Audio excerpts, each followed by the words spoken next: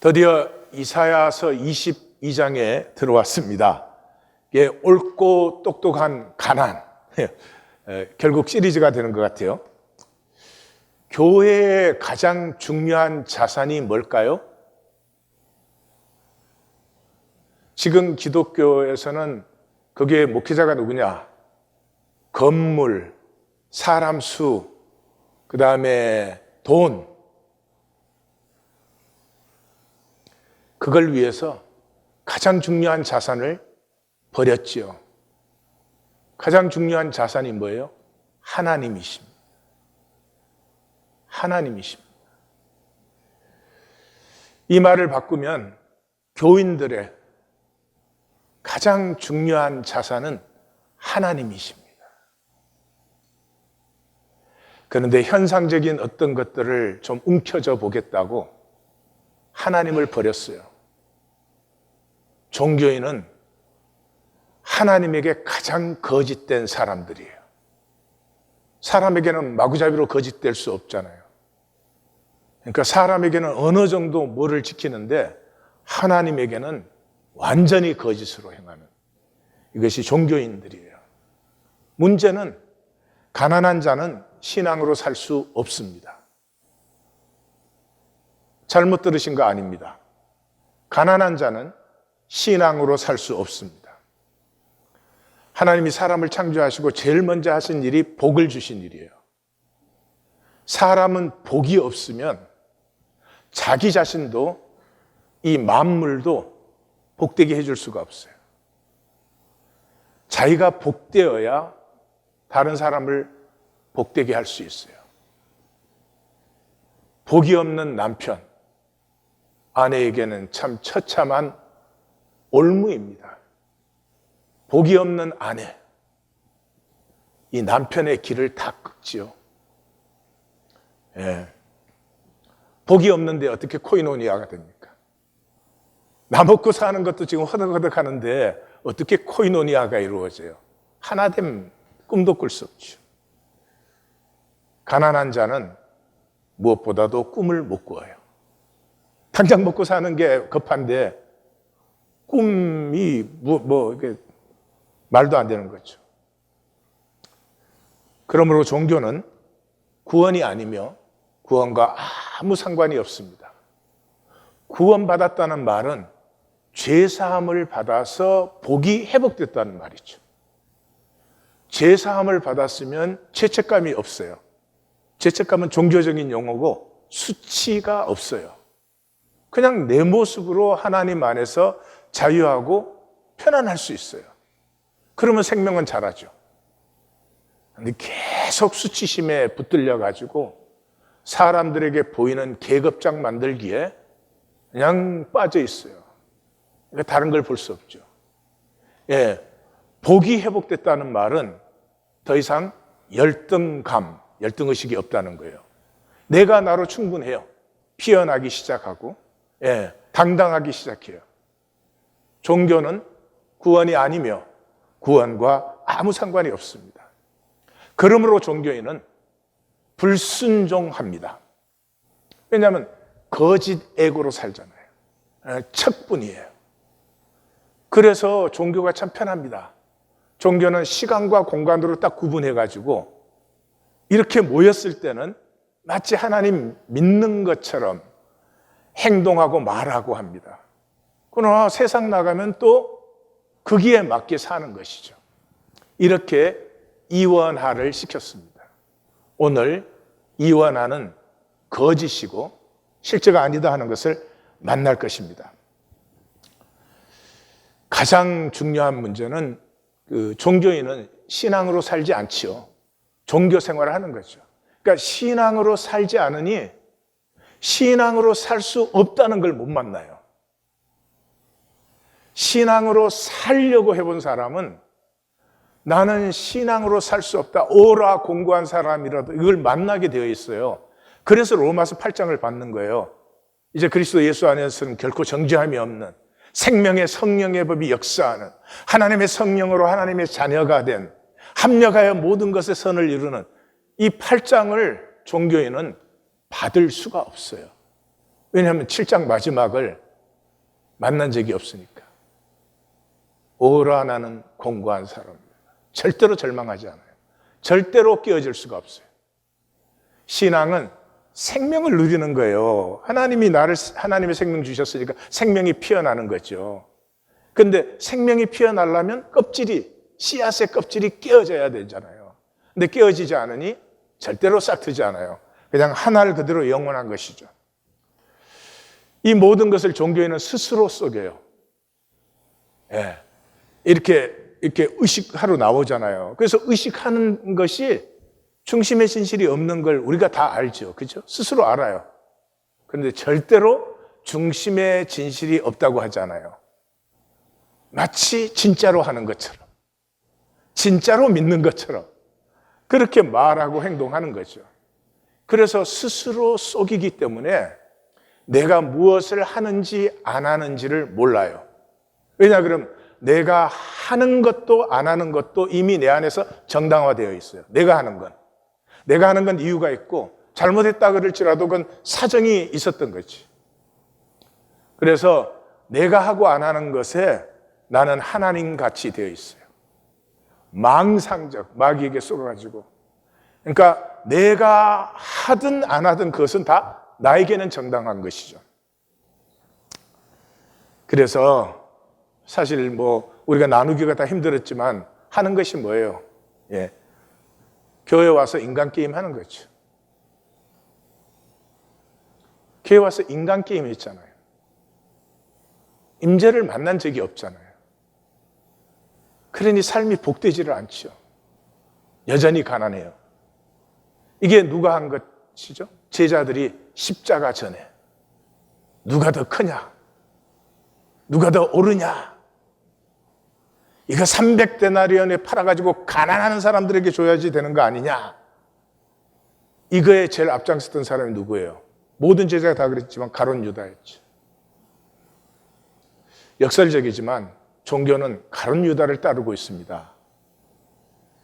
우리 성경은 간두십시다. 성경은 간두고 그냥 이 세상 사람도 다 아는 성경 말씀 몇 개만 한번 보십시다.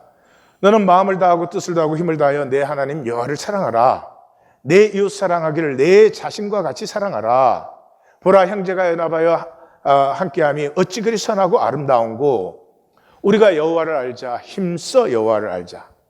나는 긍휼을 원하고 제사를 원하지 아니하며 번제보다 하나님 아는 것을 원한다. 이것은 우리 마태복음에서 봤죠. 예수님이 사역의 2대 기둥이죠. 안식일법을 폐할 때 이 말씀 선포하셨고 정결례법을 폐할 때 이 말씀 선포하셨어요. 아버지에게 참되게 예배하는 자들은 영과 진리로 예배할 때가 오나니 이때라. 아버지께서는 이렇게 자기에게 이렇게 영과 진리로 예배하는 자들을 찾으시래. 근데 종교인의 예배는 육과 거짓으로 하죠. 가장 거짓된 데가 하나님이죠. 하나님은 당장 뭐 안 하시니까. 오래 참고 기다리시니까. 새 계명을 너희에게 주노니 서로 사랑하라. 내가 너희를 사랑한 것 같이 너희도 사랑하라. 사랑하는 자들아, 하나님이 이같이 우리를 사랑하셨은즉 우리도 서로 사랑하는 것이 마땅하도다. 이 중에 한 가지도 행하지 않습니다.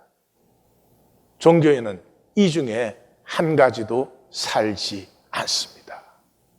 근데 구원받았다고 합니다. 근데 하나님이 자녀라고 합니다. 이 망상적 기만이 가능한 것은 종교뿐이에요. 근데 문제는 우리가 이것을 안 산다는 것이 아닙니다. 뭐가 문제예요? 이게 법이 아니에요.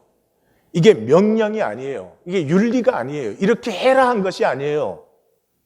성경은 네가 하나님에게 접붙으면, 너가 하나님의 자녀가 되면 이런 하나님의 본성이 너를 통해서 피어난다는 것이에요. 그러니까 내가 하지 않는다는 말은 구원받은 것이 아니에요. 예. 그러면 왜 하나님은 종교를 허락하셨어요? 마귀는 자기의 모든 걸 다해서 속이지만 하나님은 그보다 한 수가 더 높아요. 이 마귀의 속임 때문에 종교인들은 이렇게 거짓되게 돼요. 근데 사람이 제일 싫은 게 뭔 줄 아세요? 거짓된 것이에요. 내가 뭐 인정을 받고 성공을 하고 난리를 쳐도 거짓인 것을 알면은 인간은 고통스럽습니다. 그러므로 깨어질 수밖에 없는, 깨어만 지면 생명싹이 터나오니까 생명을 싹 태우는 하나님의 섭리예요. 오늘 이사야서 22장은 하나님의 기소입니다. 우리도 이 기소를 받을 때가 옵니다. 하나님과 하나가 되지 않으면 하나님의 기소 앞에 우리도 섭니다. 많이 남은 것 같으세요? 여러분이나 저나 시간은 우리의 의식이에요. 딱 섰을 때는 눈 깜짝했는데 내가 여기 와 있네? 그렇게 되는 것이죠.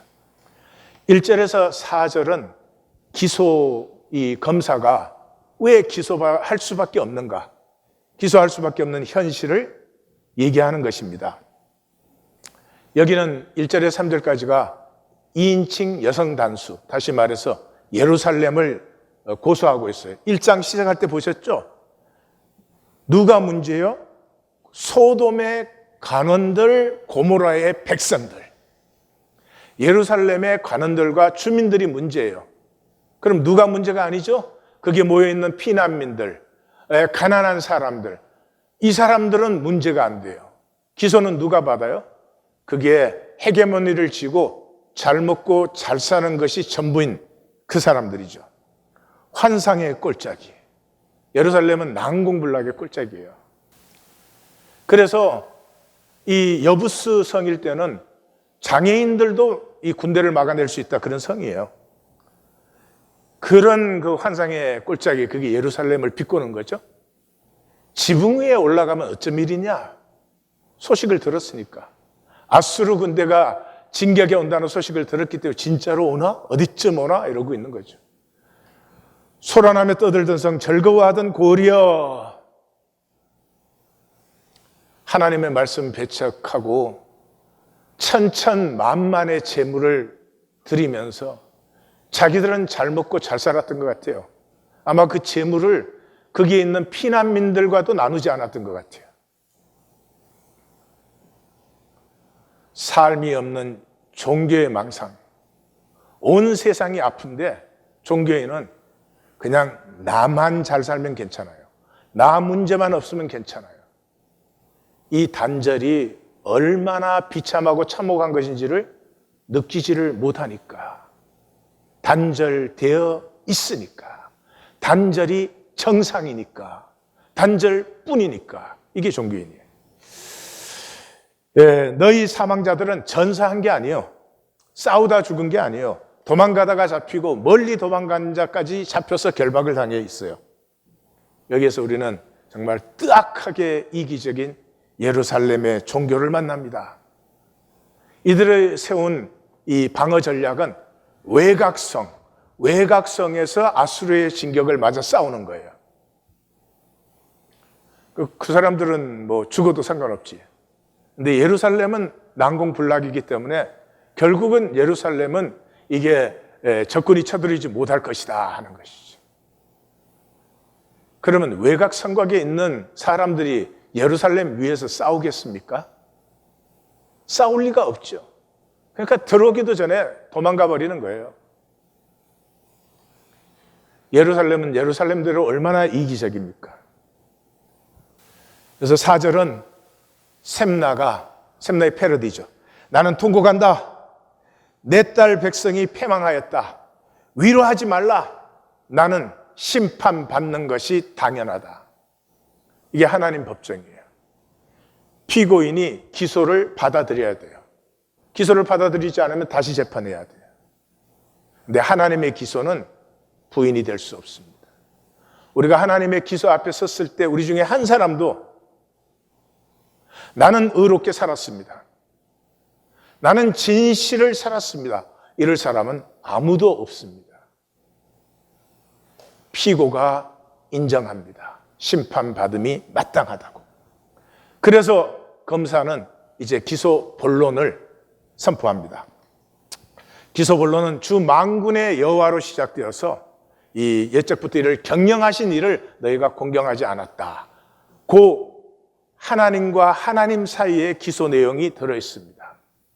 그 기소 내용은 쌓인 불순종. 순종한 적이 없어요. 말 한마디 생각 하나에서 멸망만 쌓아왔어요. 이상합니다, 정말.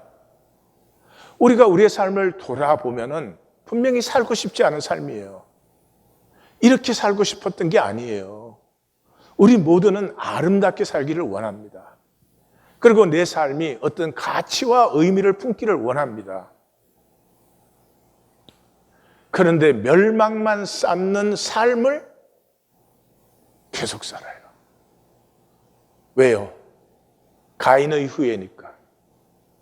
피하고 유리하고 지키고. 그래서 기소문은 환상의 꼴짜기로 다시 시작하죠. 예루살렘, 주 만군의 여호와로부터 이르는 소란과 발핀과 혼란의 날에 성벽은 무너지고 산천은 애곡의 부르짖음으로 가득합니다. 엘람 사람들은 활을 들고 있고 병거와 마병은 정렬하여 있고, 이것은 아수르의 주군이죠. 그 다음에 이 기르의 사람들은 방패를 들었다는 건 보병이죠. 엘람은 바벨론과 함께 싸우다가 아수르에 정복당했으니까 그 정복당한 후에 징집을 당했고, 기르는 아하스가 이 아수르 왕한테 고발해가지고 아수르 왕이 멸망시켰죠. 그러니까 뭐 유다의 복수심이 막 드글드글 끓는 사람들이, 그 사람들을 데려다가 예루살렘 보병이니까 제일 앞에 일진에다 딱 세웁니다. 내 아름다운 꼴짜기, 네가 난공불락이라고 끄떡없사하던 욕심으로 살고 거짓으로 살고 그 순간순간 상황만 모면하면 되고, 이것이 하나님의 경륜 안에서 나를 어떤 존재로 만들지는 상관이 없는 그런 우리의 삶이지. 내가 그렇게 아름답다고 하던 꼴짜기는 병거가 가득하고 마병이 정렬하였다. 종교적 망상에 닫힌 이 심판의 참혹함, 그가 유다에 덮였던 것을 벗김에 종교인들이 스스로 속이는 이유는 스스로 덮은 비닐이 있습니다. 사울은 율법의 의로는 흠이 없는 사람이었습니다. 그런데 주님을 만났을 때 비늘이 벗겨지죠. 그 비늘이 벗겨지는 질문이 뭐였습니까? 주여 니시오니까. 종교에는 자기가 하나님을 알지요. 자기가 만든 하나님을, 자기 멋대로 이용하는 하나님을, 그 하나님이 부서져야 됩니다. 그래야 하나님이 나타나실 수 있습니다. 그날에야 내가 숲을 곳간의 병기를 보았고 다윗성에 무너진 곳이 많은 것도 보았고 아랫못에 물이 없는 것도 보아서 물을 모으며, 이 윗섬이 기온샘이죠. 기온샘이 이제 가늘천이에요. 그 베데스다 연못의 그 이야기를 생각해 보면은 그 시온성, 다윗성 전체가 가늘천 지역인 것 같아요. 그래서 이 기온섬 샘은 40분간 물이 솟고 6시간에서 8시간 또 쉬고 그런 곳입니다. 그런데 그 물을 이제 실로암의 물로 끌어들이는 그런 수로를 판 것이죠. 그런데 여기 경악스러운 것은 704년에 샘나가 반아수르 정책을 펼치고 동맹들을 모았거든요. 그럼 그때부터 준비해야 되는 거 아니에요? 그때는 하나님의 성인이, 하나님의 성전이 여기 있으니 하나님이 지켜주신다고 맨날 부흥회만 하다가 언제 이 일을 시작했죠? 역대하를 읽어보십시오. 사내립이 들어왔을 때. 비로소 유다의 성읍들이 무너지기 시작하니까 그제서야 전쟁 준비를 합니다. 제 40년 목회에 이해되지 않는 부분입니다. 종교인들은 결코 내 삶의 중심을 든든하게 만들면, 내 삶의 중심이 하나님과 얼라인되고 힘이 있기 시작하면은 이 생명의 동심원이 넓어집니다. 그래서 모든 것이 합력하여 선을 이루기 시작하고 여호와 이레로 예비된 것이 내게 끌려옵니다. 나타나기 시작해요. 절대로 그렇게 안 살아요. 닥친 상황에 임기응변식에 머릿속으로 살아가요. 그렇게 살면 1년만 살아본 걸 돌아봐도 내가 결코 살고 싶지 않은 삶을 내가 살고 있고 내가 내 자녀까지도 망치는구나 이거 볼 수 있잖아요. 근데 그게 전혀 안 보여요. 전혀 안 보여요. 종교인은 눈에 비늘이 벗겨지지 않으면 스스로 멸망의 길을 가는 사람들이에요. 그래서 거제서 가옥을 개수하여 헐어버리고 성벽을 견고하게 하며 옛 못의 물을 위해 두 성벽 사이에 저수지를, 옛날 성은 항상 성벽이 두 개예요. 바깥 성이 무너져도 안에서 방어할 수 있도록. 그리고 대개 그 성과 성 사이에는 해자라 그러죠. 물을 채워 놓습니다. 그래 방어하기 쉽고 또 예루살렘 경우에는 물을 확보할 수 있으니까. 근데 평소에는 그게 이제 가난한 사람들이 살고 지금은 이제 특별히 그 외곽 성읍들에서 피난민들이 몰려 들어와서 거기에 살고 있는데 거기에 그 말하는 판잣집들이죠. 그걸 다 정리해 버리고 거기에 이제 물을 채운 것이죠. 그러나 하나님의 기소는 그러나 너희가 우리도 우리 나름대로 우리의 지혜를 가지고 우리 생각을 가지고 우리의 상황에 나름대로 살아왔습니다. 근데 하나님은 그렇게 말씀하십니다. 그러나 너가 뭐요? 이 일을 행하신 이를 앙망하지 아니하였고 이 일을 옛적부터 경영하신 이를 공경하지 아니하였다. 하나님의 뜻과 하나님의 경륜과 길에는 관심이 전혀 없어요. 이 상황을 어떻게 하면 유리하게 만드느냐, 거기에 모든 생각과 관심이 빠져 있습니다. 이 기소문까지 히스기야라는 이름이 전혀 등장하지 않죠. 히스기야 등극 16년의 기소문이에요. 히스기야가 등극하고 16년 동안의 불순종에 대한 기소문이에요. 그 앞에는 그 앞에대로 기소를 받았죠. 그런데 우리 하나님 교회는 분명히 말씀이 인도하는 교회예요. 저는 이걸 계속해서 경험을 하지만 이 본문에서는 전율 합니다. 우리 하나님 교회가 창립 예배를 드리고 만 16년입니다. 만 16년 동안 우리는 뭐 했죠? 불순종했습니다. 우리 중에 그런 분 있으세요? 나는 믿음으로 살았고 나는 의를 행하고 나는 성도들을 한 몸으로 한 지체로 살았다. 이럴 분은 없을 것 같아요. 그것이 하나님의 섭리였어요. 왜요? 우리를 깨어지는 자리로 인도하시는 것이에요. 16년의 불순종과 그 갈등이 우리로 깨어지는 자리에 이르게 하는 것이에요. 그래서 여기까지 선지서에는 히스기야가 전혀 등장하지 않아요. 역대하와 열왕기하를 읽어보십시오. 그냥 히스기야 이름이 뭐 에브리 센텐스에 나와요. 왜요? 셈나가 왕의 이름으로 이 모든 정책을 시행하니까 궁중사관들은 전부 왕의 이름으로 적습니다.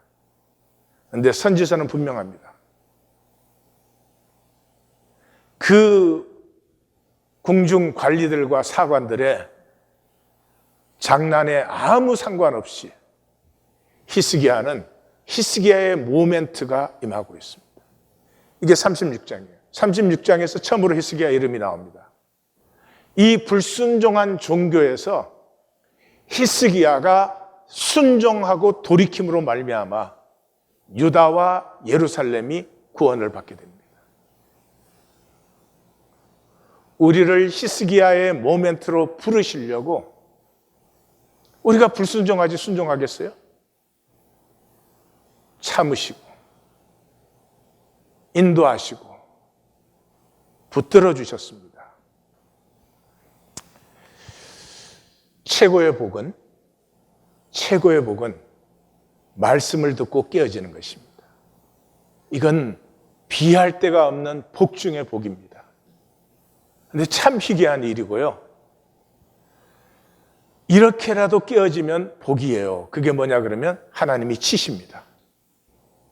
하나님이 쳐서라도 깨어지면 복입니다. 하나님이 치시면 상당히 아프지만 복이에요.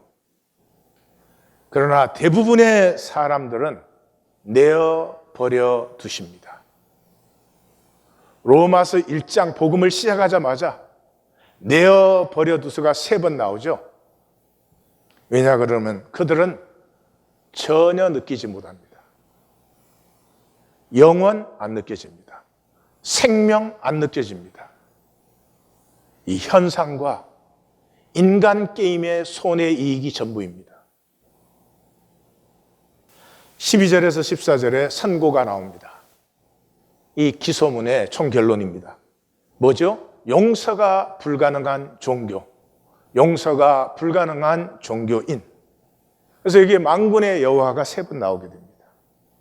그날의 주 만군의 여호와께서 명령하사, 하나님이 원하시는 건 딱 한 가지예요. 통곡하고 애곡하고 머리털을 뜯고 굵은 배를 띠라. 하나님이 원하시는 것은 깨어짐이에요. 우리 보고 오르라고 하지 않습니다. 우리 보고 선하라고 하는 것이 아닙니다. 우리 보고 달라지라고 하는 것이 아닙니다. 깨어지라는 것입니다. 예, 이것이 큰아들의 불행이에요. 오름 때문에 끝까지 못 깨어지는 거예요. 깨어진 심령이 아름다워요. 왜? 깨어질 때 하나님의 형상, 하나님의 생명이 피어나기 때문에. 하나님은 깨어지라고 했습니다. 그런데 종교인은 뭐예요?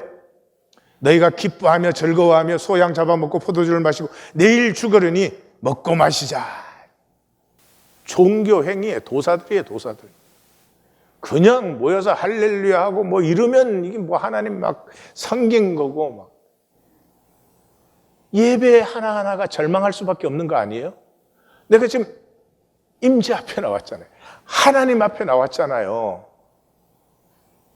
그럼 뭘 하기 전에 내 가슴이 깨어지죠. 내 살아온 것도 그렇고, 살아온 건 자체하고라도 이 예배라고 하는 자리에 앉아있는 내 마음의 자세와 거짓을 보면 깨어질 수밖에 없잖아요.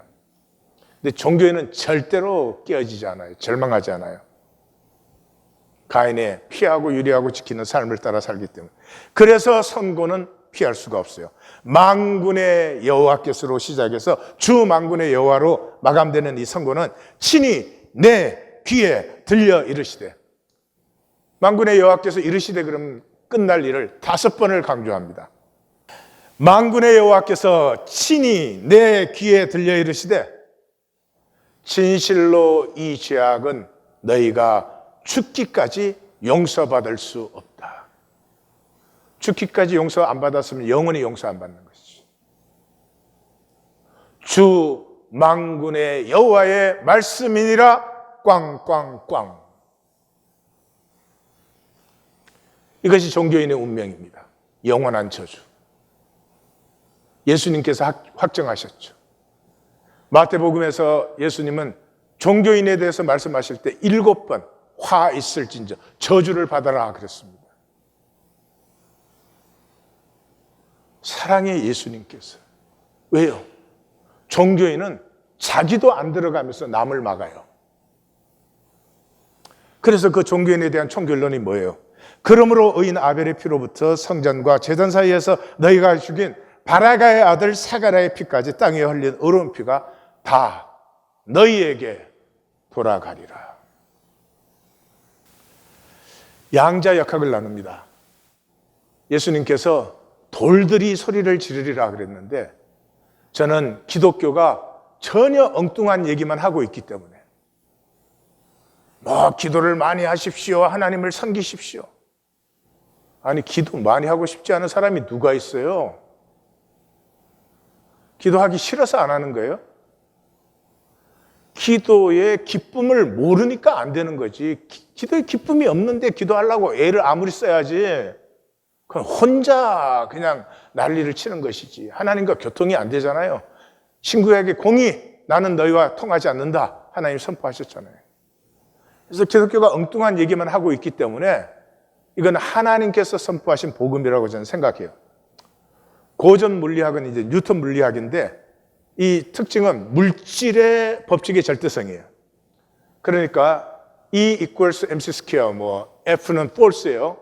ma. 그러면은 m은 mass고 a는 이제 가속도고 그러죠. 그런데 이게 이제 제 몸에도 다 이 공식대로 되는 거죠.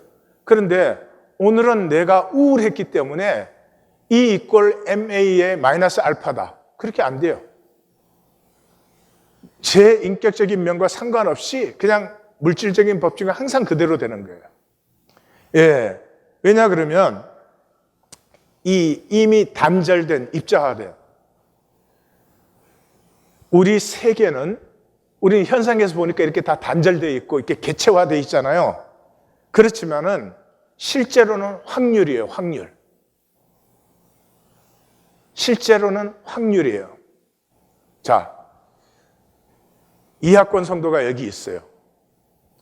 이학권 성도가 누구냐 하는 게 딱 결정되어 있는 것 같아요? 아니에요. 이학권 성도는 확률이에요. 그런데 이학권 성도를 이 성도들이 어떻게 반응해 주느냐.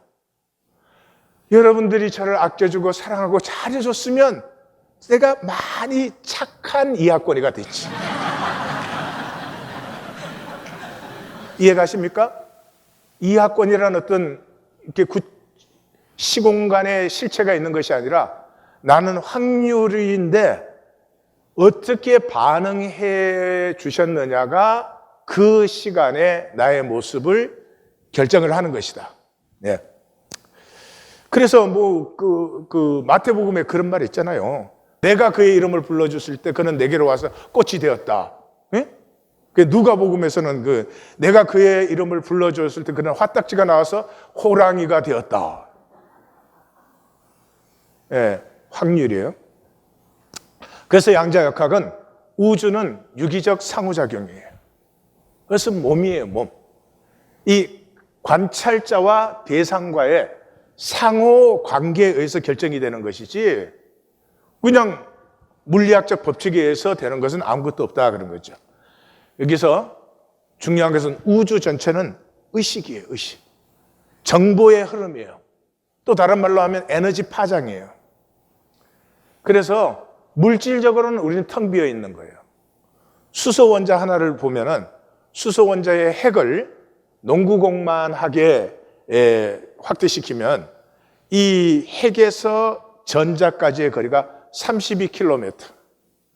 그러니까 지름 64km의 이 구에 가운데 농구공이 하나 있고 그때 체리가 한 열 몇 개 있어. 그럼 그건 뭐예요? 텅 빈 거죠. 그런데 그 핵과 전자 안에도 공간이 있으니까. 그러니까 그게 공간이 없다고 가정할 경우에 사람 100만 명 거를 모으면 눈곱 반만해진. 그러니까 옆에 인사 한번 하세요. Hi, empty space. 근데 잘 들으십시오. 잘 들으십시오. 이 에너지 파동의 세계에서 빌수록 에너지가 높아요. 지금 이 컵은 고체화되었잖아요. 고체화된 이유는 에너지 레벨이 낮기 때문이에요. 이게 에너지 레벨이 높아지면 불에 태우면 원자들이 다 해체되어서 일어나죠. 그러니까 핵 에너지는 화학 에너지의 100만 배예요. 그러니까 하나님 하면서 현상밖에 없는 종교인들. 이 사람들은 그냥 하나님 안 믿는 정도가 아니고 하나님을 현상화시킨 사람들이에요. 하나님을 믿는 모든 이유가 현상의 것을 위해서 믿는 거예요. 그러니까 엄청나게 높은 에너지 레벨을 스스로 엄청나게 낮은 에너지 레벨로 매일 전환시키고 있어요. 그러니까 종교에는 무기력하고 가난할 수밖에 없어요. 믿음은 바라는 것들의 실상이요 보이지 아니하는 것들의 정근이. 이 보이는 인간 게임에서 뭐를 받으세요? 이 사람에게 거짓으로 얄쌍얄쌍하고 뭐 어쩌고 해가지고 뭐를 받느냐고. 하나님 이름으로 모여서까지 그걸 해요. 보이지 않는 하나님에게, 보이지 않는 하나님이 뭐예요? 말씀이죠. 말씀에 얼라인 되면은 내 에너지 레벨 자체가 높아져서 복될 뿐만 아니라 나에게 다가오는 모든 세계에 복이 되어주는데, 보이지 않는 하나님을 보이는 현상으로 전락시켜버린 이 종교인들의 무지와 가난함. 이 양자역학은 한마디로 말하면 이거죠. 우주는 유기성이다 하는 거죠. 성경은 이미 2000년 전에 말했어요. 주님은 머리시다. 몸에. 우주는 몸이고 머리예요. 몸은 그렇죠. 한 지체는 전체를 다 누려요. 예. 지체가 뭐 위장이 됐든 뭐가 됐든 지체는 전체를 다 누려요. 그런데 종교인들은 이 하나님과 하나가 되어서 모든 것을 누릴 수 있는 자리를 다 버려버리고 자기가 단절된 개체가 되어서 거기서 뭐를 끌어들이겠다고. 안타깝습니다. 우주가 본질적으로 확률뿐이라고 하는 건 제가 이미 말씀드렸죠. 그래서 인격적인 관찰에 의해서 시공적으로 일시적으로 현현되는 거예요. 처음에 이 말을 들었을 때 고전 물리학의 완성이 아인슈타인이잖아요. 아인슈타인이 신은 주사위 놀이를 하지 않는다 그랬어요. 그랬더니 양자역학의 천재인 닐스 보어가 신에게 명령하지 마시라. 자, 영상을 하나 보겠습니다. So, when we throw things, that is, matter, through two slits, we get this, two bands of hits. And with waves, we get an interference pattern of many bands. Good so far. Now, let's go quantum.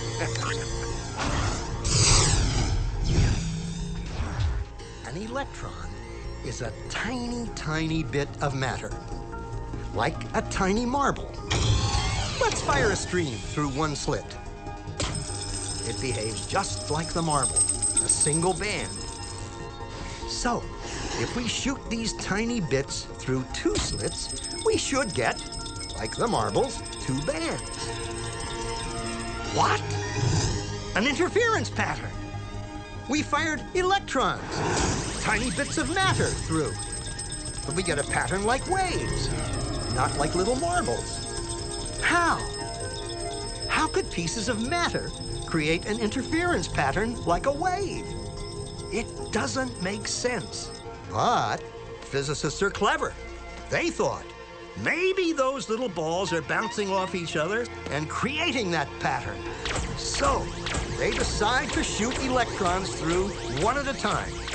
There is no way they could interfere with each other. But after an hour of this, the same interference pattern is seen to emerge. The conclusion is inescapable. The single electron leaves as a particle, becomes a wave of potentials, goes through both slits, and interferes with itself to hit the wall like a particle. But mathematically, it's even stranger. It goes through both slits, and it goes through neither. And it goes through just one, and it goes through just the other. All of these possibilities are in superposition with each other. But physicists were completely baffled by this. So they decided to peek and see which slit it actually goes through. They put a measuring device by one slit to see which one it went through and let it fly. But the quantum world is far more mysterious than they could have imagined. When they observed, the electron went back to behaving like a little marble. It produced a pattern of two bands, not an interference pattern of many. The very act of measuring or observing which slit it went through meant it only went through one, not both. The electron decided to act differently, as though it was aware it was being watched.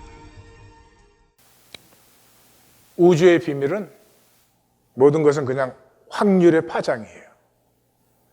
그것이 관찰될 때 시공 속에 이 현상으로 일시적으로 나타나는 거죠.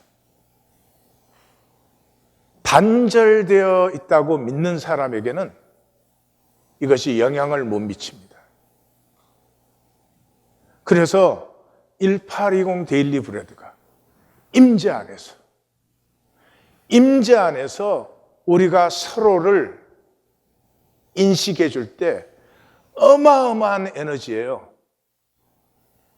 이 세상에서 단절된 관계에서 거짓으로 대하는 것이 아니라 임재 안에서 조건과 상황에 상관없이 하나님이 창조하신 하나님의 생명이요, 하나님의 숭고함과 하나님의 아름다운 존재로 우리가 서로를 봐줄 때, 뭘 안 하셔도 좋아, 그렇게 봐주기만 해도, 연애할 때 그 사랑해주는 사람을 만나면은 에너지 레벨이 높아지잖아요. 그 정도가 아니라니까. 이건 육적인 사랑이 아니고 존재 자체를 말씀 안에서 그 경외함의 신비로 보아줄 때, 거기에서 하나님이 피어나는 거지, 우리가 종교 생활에서 이렇게 하고 저렇게 하고 인간에게 달린 것이 아니다 이 말이죠. 이 양자의 또 도깨비 같은, 아인슈타인은 도깨비라고 그렇게 불렀어요. 도약이 퀀텀 리프예요. 이 초월성이에요.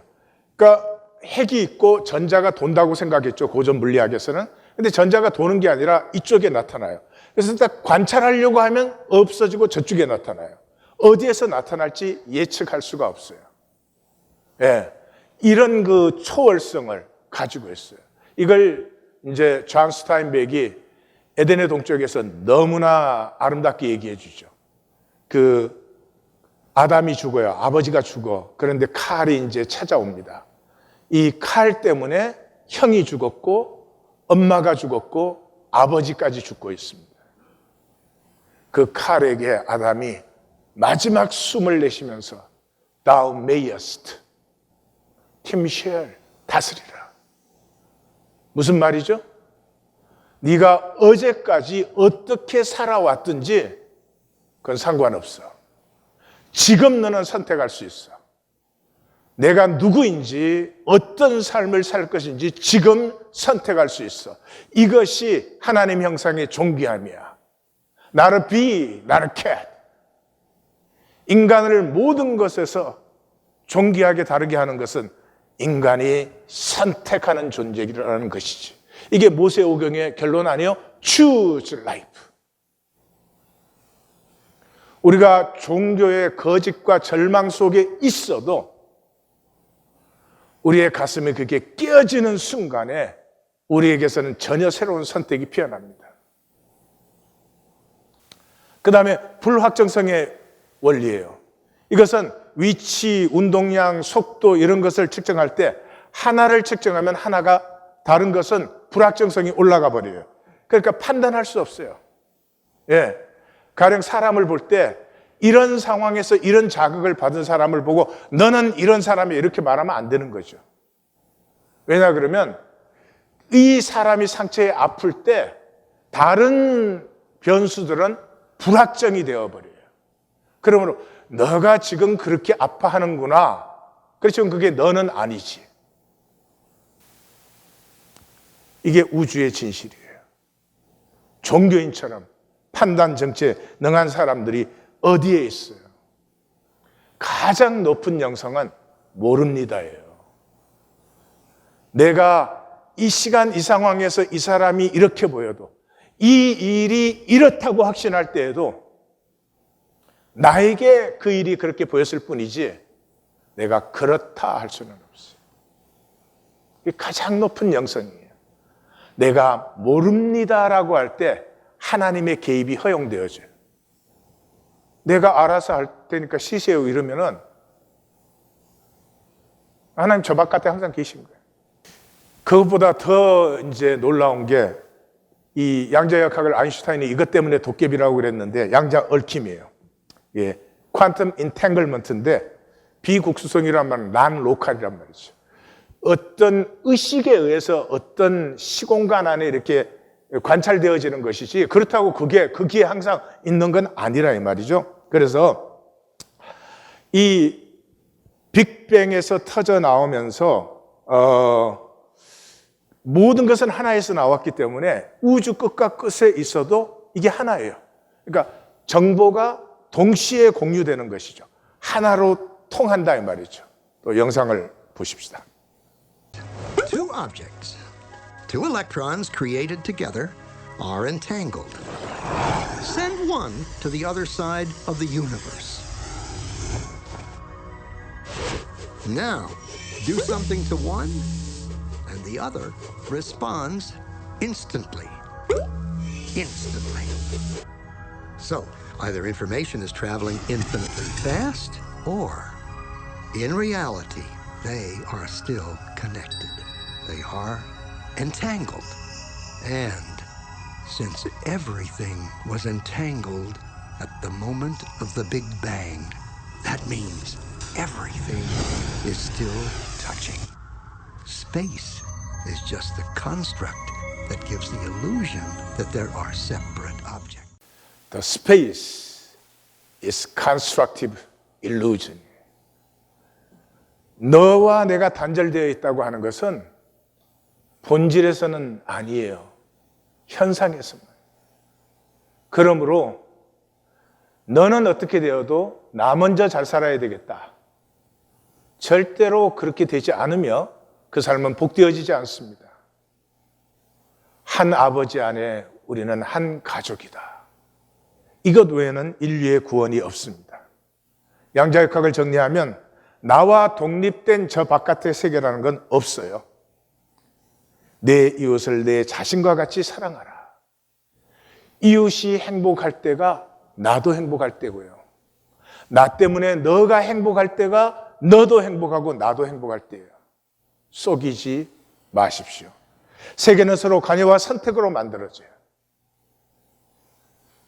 이하권이라는 사람이 따로 있지 않아요. 두세 사람이 내 이름으로 모인 곳에는 나도 그들 중에 있느니라. 성도님들, 저를 좀 보십시오. 사람의 위대함과 가장 행복함이 어디에 있죠? 사랑할 수 있다는 것입니다. 내 잘나는 데 있지 않습니다. 속지 마십시오. 사랑할 수 있다는 데 있습니다. 마귀에게 속아서 그것을 평생 버리고 삽니다. 왜요? 사랑하면 손해봐야 되니까.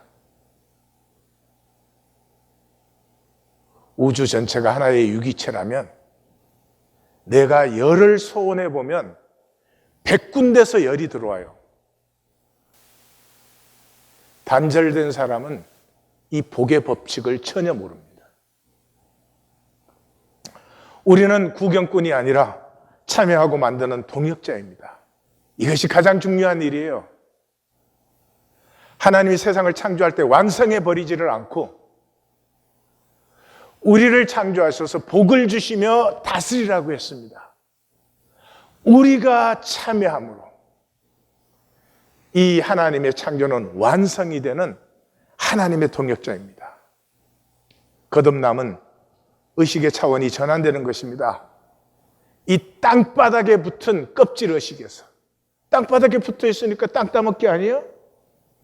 너가 많이 차지하면 내게 줄어들 수밖에 없죠. 이런 편면의식, 오로지 세상과 인간밖에 없어요. 세상과 인간 게임에게는 아무것도 보이는 게 없어요. 그 차원에서 본질의식, 본질은 영원과 무한을 느끼는 것이 입체의식이에요. 실제는 평면은 아무것도 없죠. 평면은 깊이와 높이, 그것은 신비입니다. 아는 것이 아니고 느끼는 것이에요. 필링이 아니고 존재 전체에 스며드는 것이에요. 사도 바울은 에베소의 그 기도에서, 그 위대한 기도에서 제일 결론을 이렇게 말합니다. 그 너비, 길이, 그 높이, 깊이, 문법이 끼어져 버려요. 사도 바울은 헬라어에 능한 사람인데 여기에서 문법이 끼어져 버려요. 그리고 그 높이와 깊이가 어떠함을 깨달아 하나님의 모든 충만한 것으로 너희에게 충만하게 하시기를 구하노라. 이건 우리가 뭘 하는 게 아니에요. 평면의식에서 입체의식으로 바뀔 때 열려버리는 새 세계예요.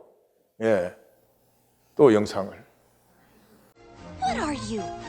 Are you a god? Well, no more than you. You see, since I am above you, in the third dimension, I can see inside things in your world. Third dimension?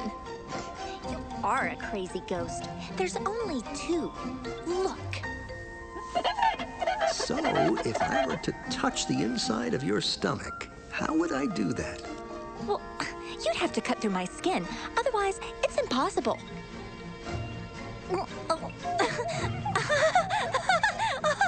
Stop! Stop! Ready for more? More what? Dimensions.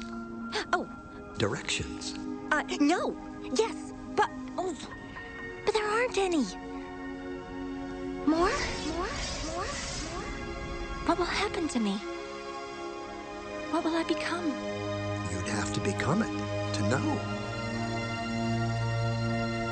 Okay. Excellent.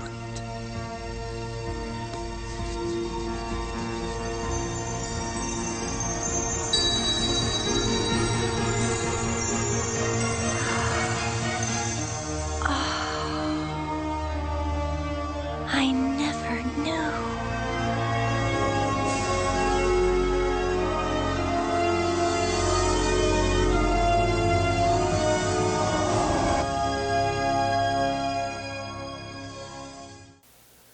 제가는 그림으로 표현했지만은 평면 의식에 대하여 깨어지지 않으면, 죽지 않으면 절대로 새 차원은 열릴 수 없습니다. 종교인은 에고입니다. 거짓자입니다. 그러므로 모든 것이 거짓입니다. 잘하고 잘못하고가 아니에요. 평면 세계니까 어느 것도 실제가 아니에요. 그냥 그 거짓 세계에 사는 것이죠. 절망하든지 깨어지든지 각성하든지, 이건 사람의 인격 스타일에 따라서 깨어지는 사람이 있고 절망하는 사람이 있고 각성되는 사람도 있는 것 같아요. 어느 것이든지 절대 필요합니다. 만약에 하나님의 영적 세계를 누리시기를 원한다면 절망과 깨어짐 없이 구원은 없으며 구원은 필요하지 않습니다. 이 세상에 우리의 생명과 모든 것을 주고라도 받아야 될 것이 구원인데 구원을 필요로 느끼지 않습니다. 우리가 할 수 있는 것은 절망뿐입니다. 이것이 인간의 일입니다. 절망한 인간을 구원하는 것이 하나님의 일입니다. 그러므로 절망하면 반드시 하나님이 구원하십니다. 그런데 끝까지 내 거짓을 지키고 유지하는 것은 안타깝고 슬픈 일입니다. 지금 우리는 그대로 살 것이냐 아니면 깨어질 것이냐 하는 시간에 있습니다. 가슴으로 말씀을 만날 수 있는 용기를 주시어서 우리의 심령과 가정이 깨어지고 우리도 살고 자녀도 살리는 성도들이 되기를 주의 이름으로 축원합니다. 헤르만 헤세의 절망하게 하소서 읽겠습니다. 주여 나로 하여금 나에게 절망하게 하소서. 혼미한 모든 슬픔을 맛보게 하소서. 모든 고뇌의 불꽃을 핥게 하소서. 모든 부끄러움과 욕됨을 맛보게 하시고 내가 내 자신을 가누는 것을 돕지 마옵시며 내가 뻗어나가는 것을 보살피지 마옵소서. 그러나 나의 모든 자아가 파괴되었을 때는 당신이 그것을 파괴하셨고 당신이 불꽃과 고뇌를 낳으신 사실을 나에게 가르치소서. 왜냐하면 나는 기꺼이 멸망하고 또 기꺼이 죽을 수 있습니다. 오직 당신의 품 안에서만 죽을 수 있기 때문입니다.